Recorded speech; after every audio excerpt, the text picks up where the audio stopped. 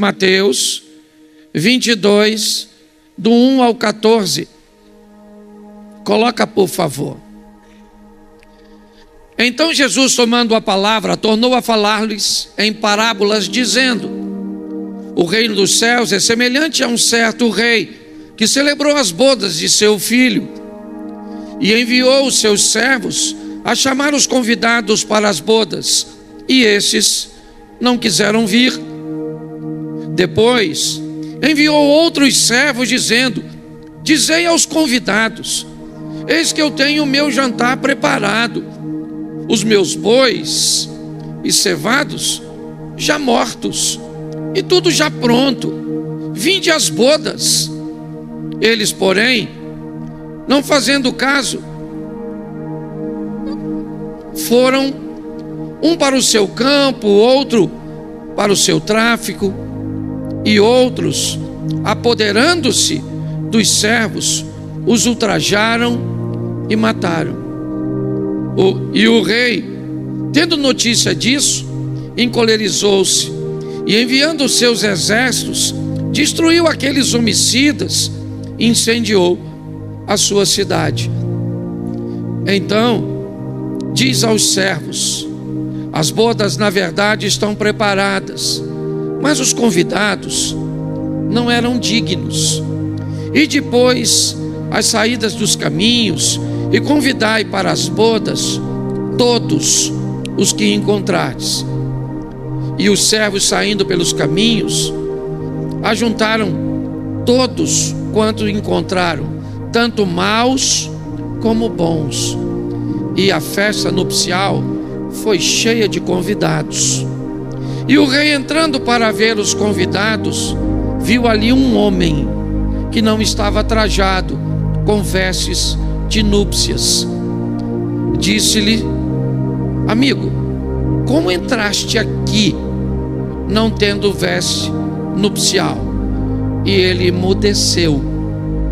Disse então o rei aos servos: amarrai-o de pés e mãos, levai-o, lançai-o nas trevas exteriores, ali haverá pranto e ranger de dente, porque muitos são chamados, mas poucos escolhidos. Feche os seus olhos. Senhor nosso Deus e Pai, em nome de Jesus, eis aqui a tua palavra. Continua falando conosco e usa-me como um canal de bênção nessa hora. Pelo poder do nome de Jesus, fala conosco. E fala conosco não aquilo que queremos ouvir, pois isso é muito pouco. Fala conosco aquilo que precisamos ouvir. Usa-me, ó Deus, em nome de Jesus. Você pode dizer amém?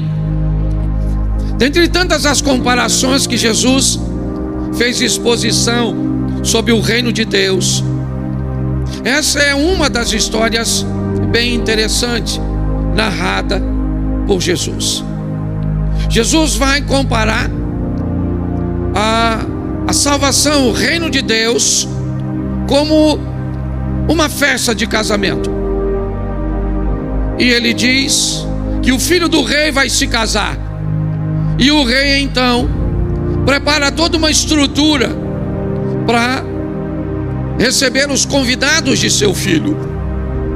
O rei manda convidar as pessoas especiais, ou pelo menos que eram consideradas especiais. Me parece que essa é a colocação do povo formado por Abrão, aquele povo que Deus está querendo salvar desde de quando buscou um concerto com Adão, deu a oportunidade de Noé construir uma arca para salvar algumas pessoas. Mas agora Deus está dando uma amplitude a tudo isso. E esse povo é um povo que Deus formou, mas o texto diz que esse povo não quer ir. Esse povo, ele não quer entrar. Esse povo não atendeu o chamado. E o chamado, me parece, tem muito a ver com a obediência do povo no Velho Testamento, de um Deus que quer salvar, de um Deus que está sempre buscando alcançar pessoas. Mas esse povo, ele rejeitou. E pior do que isso, começou a perseguir e a matar os mensageiros. Começou a criar problemas para aqueles que levavam uma palavra de alinhamento, aqueles que confrontavam as pessoas com o pecado, seja ele da idolatria, da imoralidade ou de qualquer outro pecado que o afastasse de Deus. Eu não sei se você reparou, mas numa das colocações no texto diz que esses mensageiros foram ultrajados e mortos por aqueles que não estavam desejando ouvir as palavras corretivas. Expor o pecado, expor a negligência se tornou algo tão ofensivo que estava dando direito ao pecador de matar o mensageiro. E o texto diz então que o rei se encolerizou. E aí não interessa se seriam filisteus, babilônicos, assírios, persas, romanos, não interessa. O texto diz que o fogo vai ser tacado na cidade, a cidade vai ser destruída, e me parece que ele faz essa colocação também olhando para o Velho Testamento. E depois disso a mensagem muda. Os servos agora são chamados a ir pelas ruas, e agora os convidados, eles são bons, eles são maus. Os critérios para os convidados me parecem apenas: eu quero participar da festa, a comida já está na mesa, a bebida já está pronta, então venham para o casamento de meu filho. O verso 9 diz: ide, pois, as saídas dos caminhos, e convidai para o casamento, para as bodas, a todos quanto os encontrarem. Saindo os servos pelo caminho, ajuntaram todos, preste atenção, todos.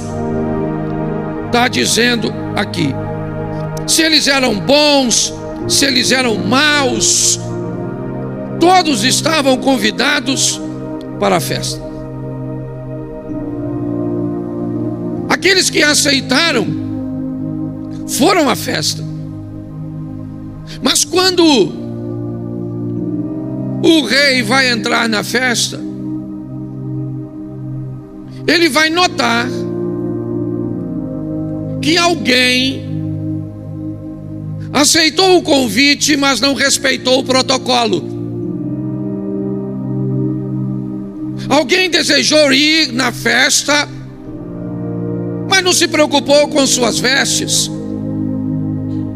Achou que ele poderia ser alguém diferenciado dos outros e que seria tolerado.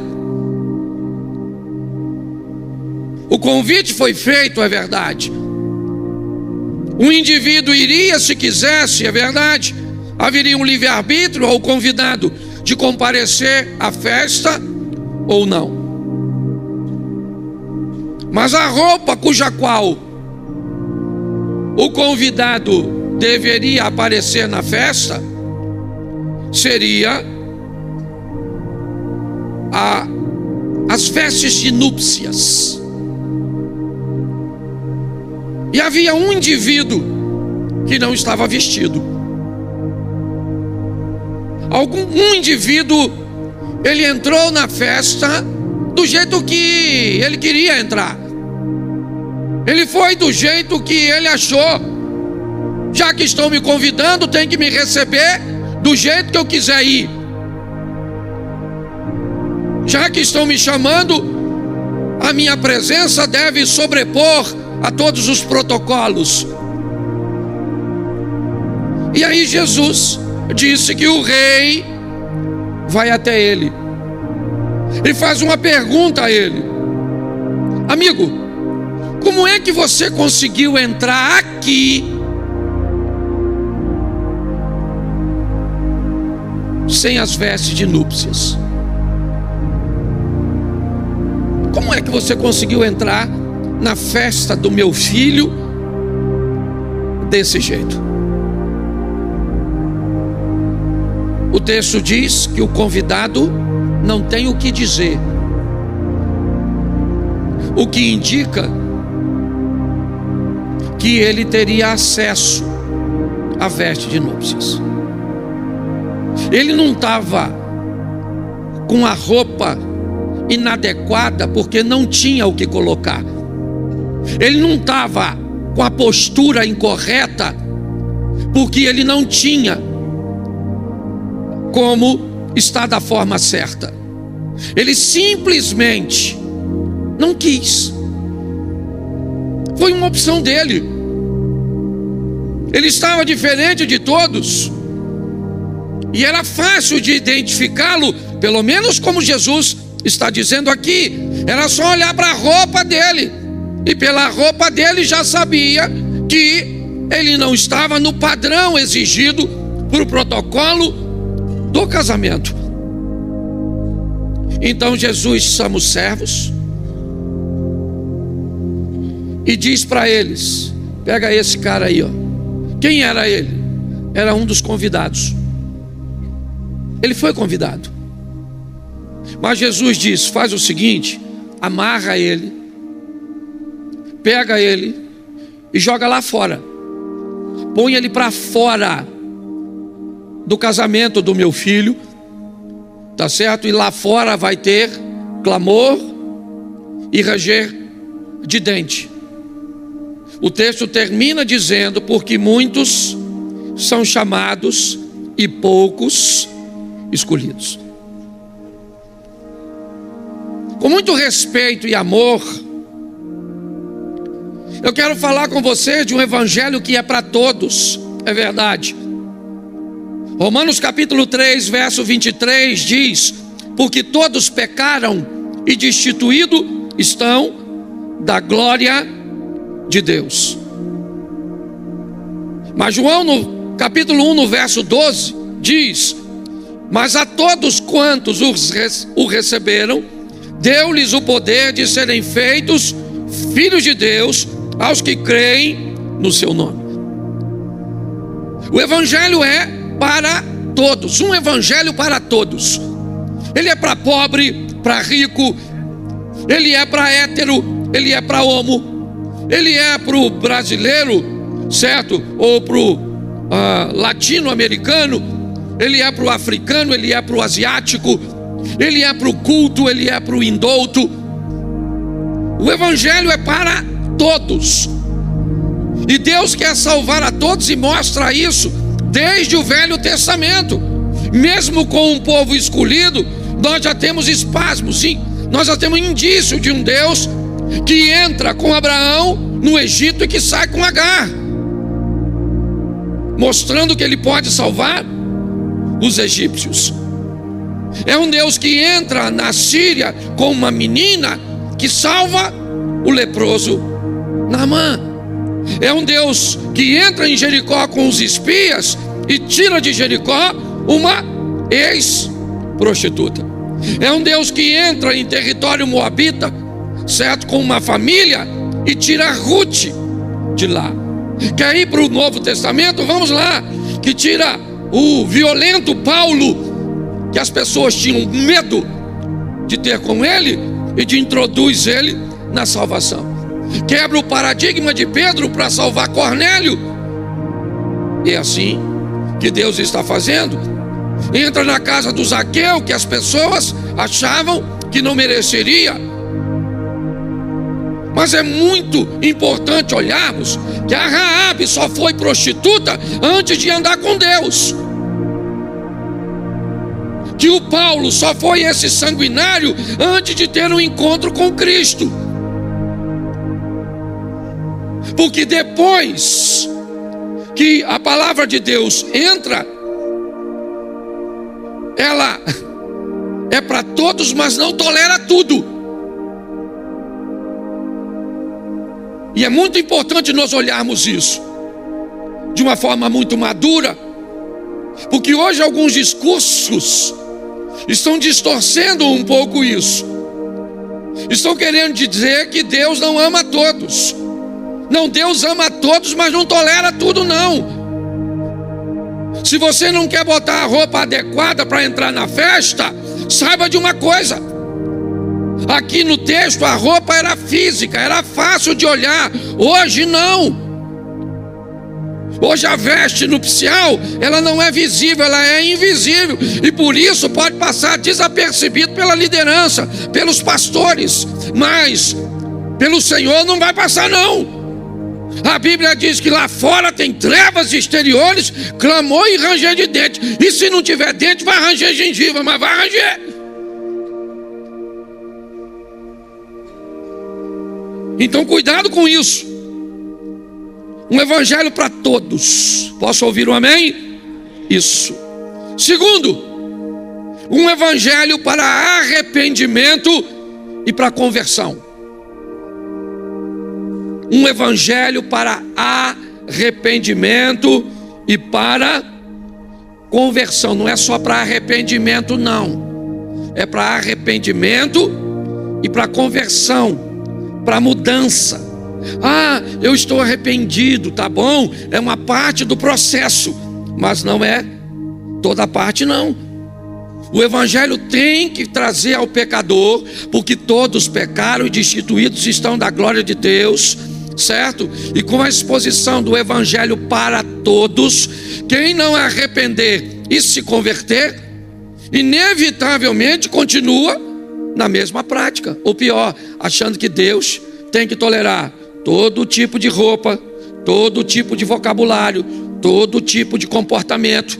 Ele tem, porque Deus é amor, tá certo? Deus é amor, sim ou não? Sim, mas essa mensagem está incompleta. Ele é amor, mas ele é justiça. Ele é amor, mas ele é fogo consumidor. Então cuidado com a informação pela metade. Um evangelho para arrependimento e conversão. Vamos lá, Atos dos Apóstolos, capítulo 3, verso 19. Atos 3:19. Coloca para mim, por favor. Arrependei-vos, pois, e convertei-vos, para que sejam apagados os vossos, e venham assim os tempos do refrigério, pela presença do, isso, arrependimento e conversão. Ah, pastor, eu sei que o que eu faço é errado. Tá bom. Eu sei que não está certo. Eu faço e eu me arrependo. Beleza. Mas não converte não? É só fez e arrepende, fez e arrepende, fez e arrepende. E aí, como é que funciona? Então o evangelho é para trazer mudança, porque a hora que o rei chegar na festa, maluco, a casa vai cair. Pega a visão, fiel.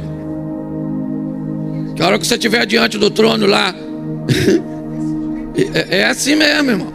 O bicho pega para todo mundo. Ah, pastor, o senhor não está nem falando comigo. Louvado seja Deus, mas deve servir para alguém, certo? Arrependimento e isso, tem que converter, não é só arrepender não. Não mudava quando estava na igreja A, foi para B não mudou, foi para C não mudou, já está na igreja R, já está acabando o alfabeto e ainda não mudou. Não, pastor, por causa da tentação, porque o senhor entende. Eu entendo. O negócio é que eu entender ou não entender não muda nada. Todo mundo vai passar. Eu já cansei de falar aqui. Todo joelho se dobrará, toda língua confessará, todo olho verá. Saiba de uma coisa: se você for para o inferno, você vai lembrar desse culto de hoje. E antes de ir para o inferno, vai ter que dar uma passadinha no céu, porque a Bíblia diz que todo olho verá. E quem é que vai estar lá sentado do lado de Deus? O noivo, Jesus. E o dono da festa, Deus. E quem é que vem? Você. Aí vieram alguns na sua frente e você está só olhando para ver o que vai acontecer. Aí o que estava na sua frente, Jesus fez assim, ó.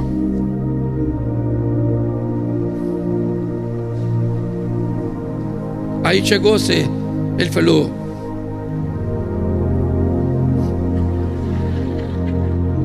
Você não, você lá no final do corredor, trouxe uma roupa fresquinha, que lá está quente, o Satanás. Mas é verdade.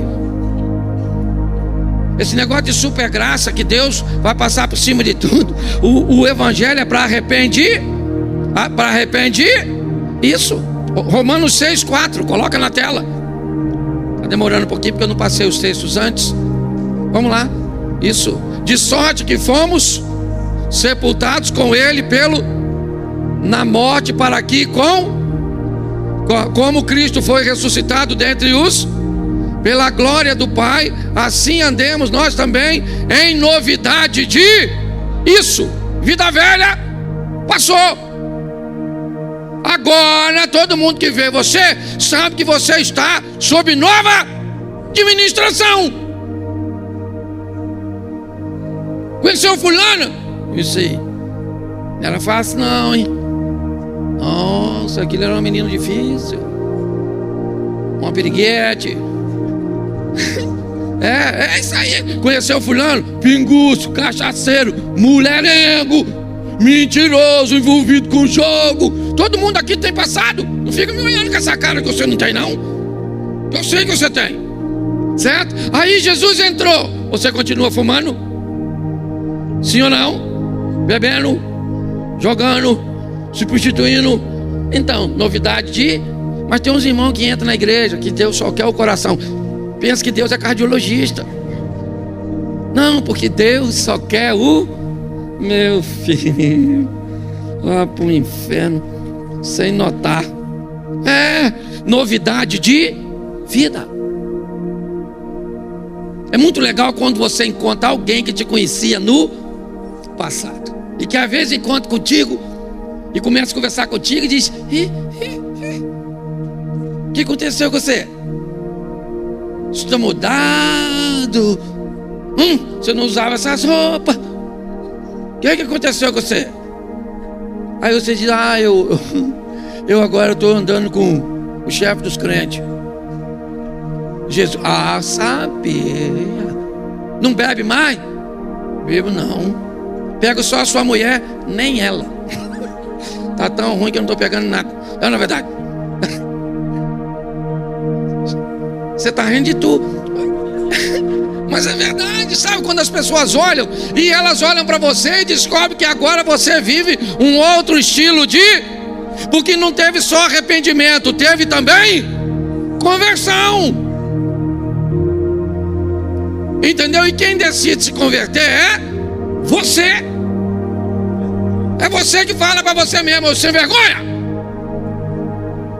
Olha no espelho e conversa com você. Fala: olha, você quer me levar para o inferno. Eu já falei isso com assim, já. Falei: você, Cláudio, você não vale nada não. Você quer levar eu para o inferno. Mas eu não vou. Você vai sozinho. Eu não vou. Eu já conversei muito, porque eu já tive uma vida muito pior do que tenho hoje.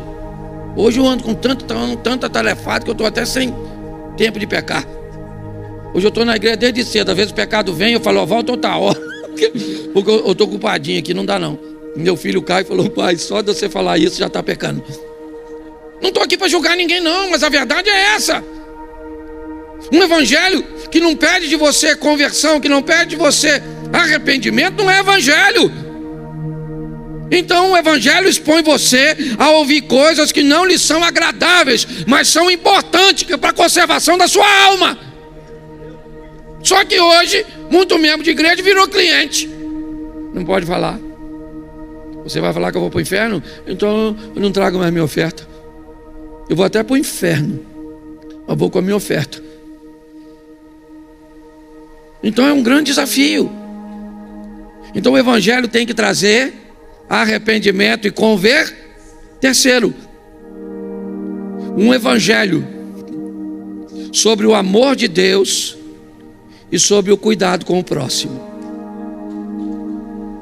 Isso é muito sério.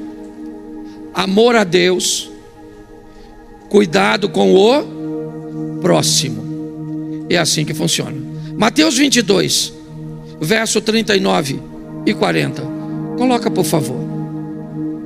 Mateus 22, verso 39 e 40.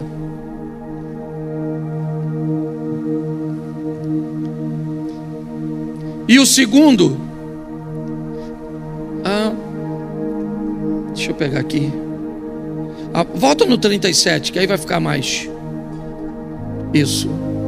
E Jesus disse-lhe: amarás o Senhor teu Deus de todo o teu, de toda a tua e de todo o teu. Verso 38, vamos pegar o texto todo. Este é o primeiro e grande mandamento. Verso 39. O segundo é semelhante, ou o segundo, semelhante a este, o assunto é o mesmo, é amor. Ama o teu próximo como. Verso 40 diz: desses dois mandamentos dependem toda a lei e os profetas. Preste atenção aqui. Um evangelho que me ensina a amar a Deus acima de todas as coisas, e um evangelho que me ensina a amar o próximo como a mim mesmo. Isso é sério. Desses dois temas, amar a Deus e amar ao próximo, dependem, certo? A lei e os profetas. Bom, isso me despertou numa crítica política, e eu não quero falar de política, mas me despertou numa crítica política que eu achei muito pertinente. Alguém estava usando o meu nome para falar do meu apoio ao ambiente de direita. E aí alguém perguntou o que a Bíblia falava sobre nós falarmos que há na esquerda um desejo e um propósito de destruir alguns valores familiares. E aí o indivíduo que foi avaliar a minha fala, ele disse assim: em parte está certo, em parte não. Porque o trabalho que a esquerda deseja realizar com assistencialismo e com cuidado com os pobres, certo? É muito importante. Muito maior do que o que a direita faz, no sentido político. Mas se for olhar pelos valores conservadores de família, pode-se achar que olhar para essa destruição de valores é algo que a Bíblia também condenava. Porém, o amor e a ajuda aos pobres se sobrepõe a tudo isso. Em tese os crentes estão muito preocupados com valores morais, mas estão totalmente despreocupados com ajudar os necessitados. E talvez isso seja uma verdade, eu não estou aqui para defender isso. Eu só queria colocar isso de uma forma para nós aqui, bem esclarecida. E preste atenção o que diz Gênesis 1:1. Bota na tela. Gênesis 1:1. No princípio criou Deus céus e a terra. Esse é o primeiro versículo da Bíblia. Capítulo 1, verso 1. Ele dá uma direção que todo crente deveria saber, que nós lemos em Mateus: amai a Deus sobre todas as coisas e o próximo como a ti mesmo. Esse texto diz: os céus sempre virão primeiro. No princípio criou Deus os céus e a terra. O céu sempre virá primeiro. Goste as pessoas ou não, concorde ou não, tá certo? É importante entendermos isso. Vamos lá? Mateus 22, perdão, Mateus 6:33. Mateus 6, 33. Mas buscai primeiro o reino de Deus e a sua, e todas essas coisas vos serão. Depois você vai lá ver o que todas essas coisas são. Elas estão relacionadas com comida, com vestimenta, com uma série de fatores. Quer ir para Marcos 8, 36? Vamos lá. Marcos 8, 36. Pois o que aproveitaria o homem ganhar todo mundo e perder a sua? Então preste atenção, volto aqui, porque o assunto vale o debate. Nós temos que amar a Deus e ajudar o próximo. Parábola do bom samaritano. Quem é o próximo? Não interessa, é a pessoa que aparece na sua frente pedindo de você, ou tendo algo que você pode fazer por ela. Pode ser um abraço, um dinheiro, uma oferta, o que quer que seja. Uma coisa é certa: as coisas deste mundo, ou seja, é importantíssimo nos preocuparmos com comida, com toda parte de assistencialismo, mas a Bíblia diz que o homem precisa valorizar uma coisa mais que tudo: o reino de Deus, o Senhor. Amar a Deus acima de todas as coisas. Mas vale o alerta para você, vale o alerta para você que pode ajudar e não ajuda ninguém. Vale um alerta para você que, se está bom para você, parece que está bom para todo mundo. Você cuida da sua vida, certo? Seja maduro o suficiente para entender que você não pode mudar o mundo inteiro. Não dá para ajudar todo mundo. Agora saiba de uma coisa: a vida sabe o que você pode fazer e sabe o recurso que você tem, que você pode disponibilizar para servir alguém.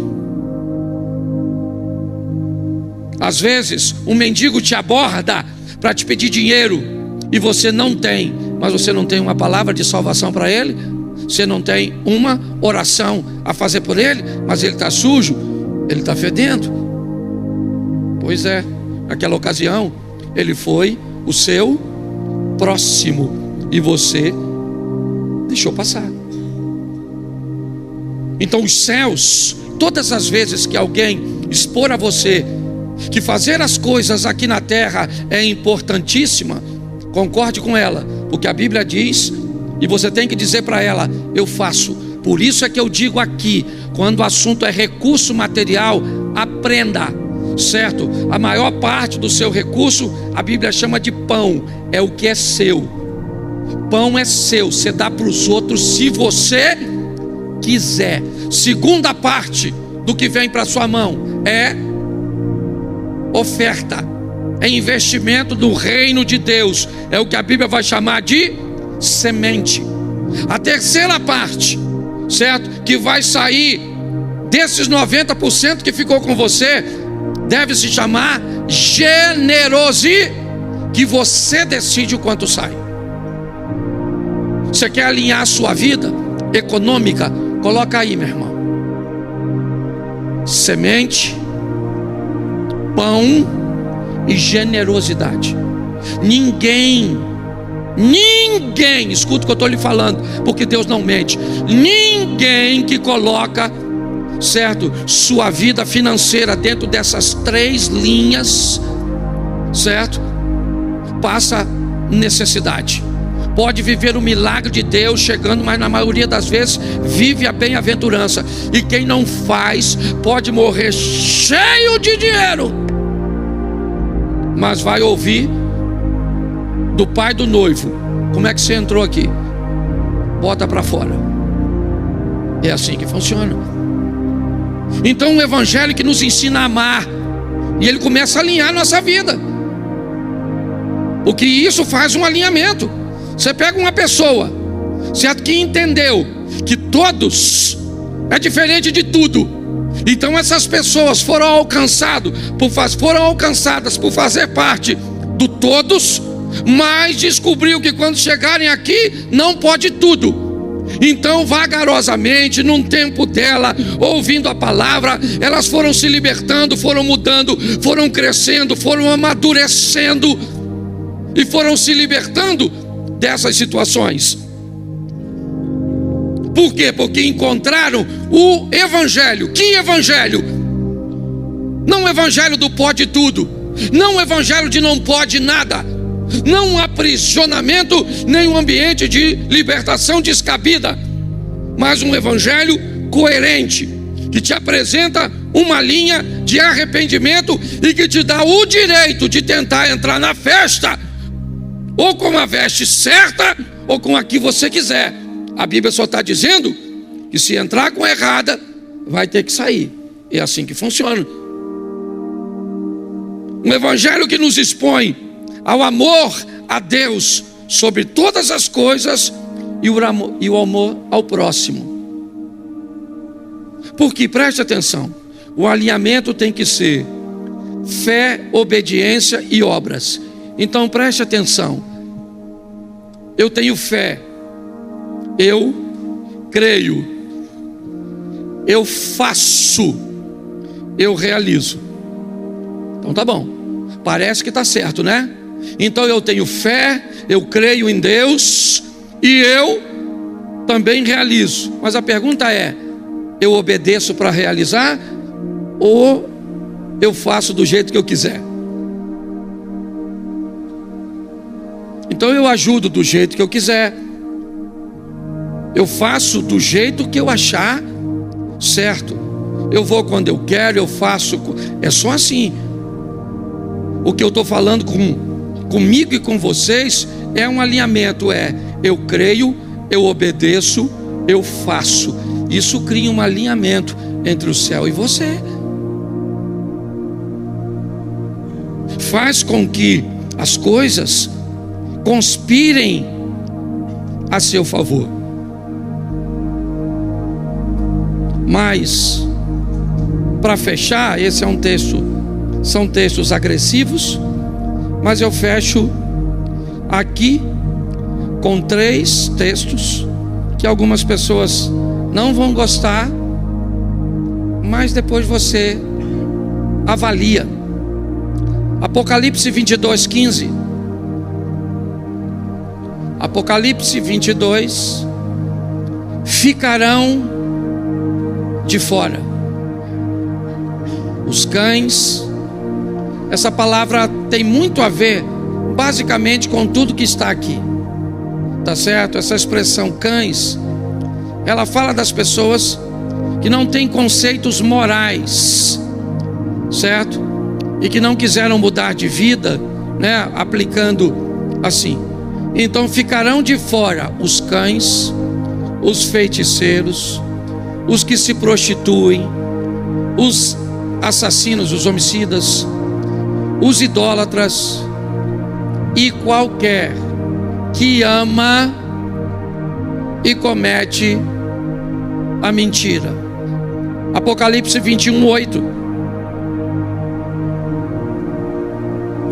Mas quanto aos tímidos, aos medrosos, aos covardes, aqueles que têm dificuldade de se posicionar, aqueles que têm vergonha de dizer que são servos de Deus em ambiente público, a Bíblia diz: se você se envergonha dele, ele vai se envergonhar de você. Mas quanto aos tímidos, aos incrédulos, aos abomináveis, aos homicidas, aos fornicadores, aos feiticeiros, aos idólatras e a todos os mentirosos, a sua parte será no lago que arde com fogo e enxofre, o que é a segunda morte. A primeira carta aos Coríntios, capítulo 6, verso 10. 1 Coríntios, capítulo 6, verso 10. Nem os ladrões, nem os avarentos, nem os bêbados, nem os maldizentes, nem os roubadores herdarão o reino de Deus. Troca de tradução para mim, por favor. Se tiver alguma outra, bota aí esse versículo em outra tradução. Ok. Legal. Não vale a pena mexer não. Mas esse texto não é assim. Ok? Depois você dá uma olhadinha numa Bíblia mais fiel e você vai descobrir que mexeram já nesse texto. Eu confesso a você que eu não tinha notado, tá certo? Mas está tudo certo aqui. A minha proposta é só mostrar à igreja que não vai entrar todo mundo. E quem define o parâmetro para se entrar não sou eu, porque se fosse, você pode ter certeza que tem algumas pessoas que não entrariam.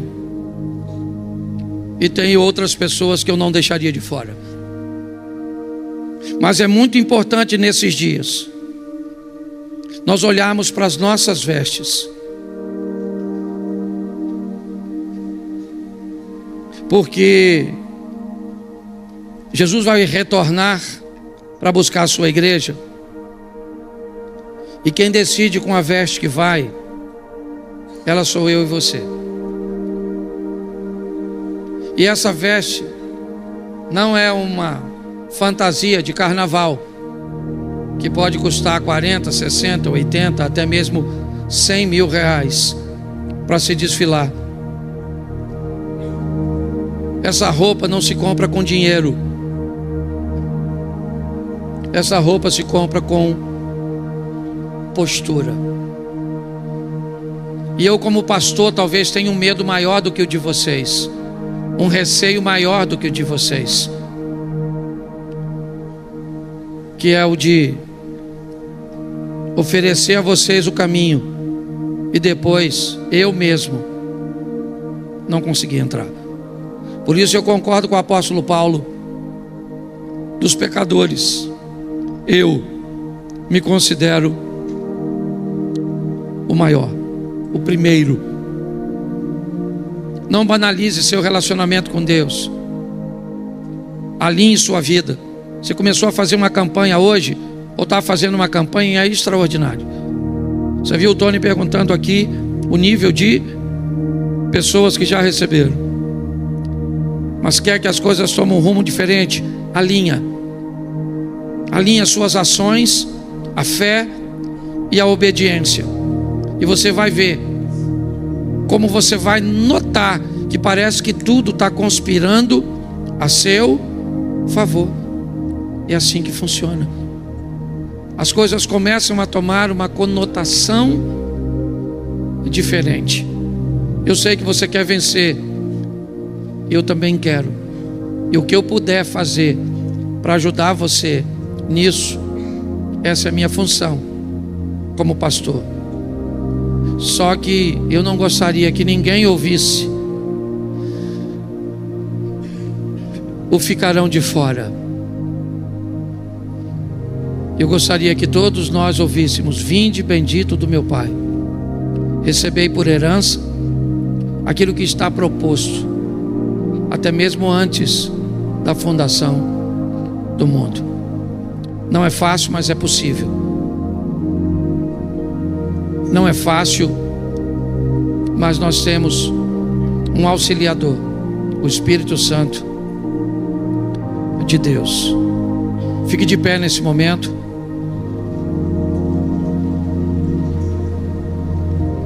Eu só queria que você gravasse isso e não permitisse que ninguém perto de você fizesse o contrário. Deus aceita todos, mas Deus não aceita. Deus aceita todos, mas Deus não aceita tudo.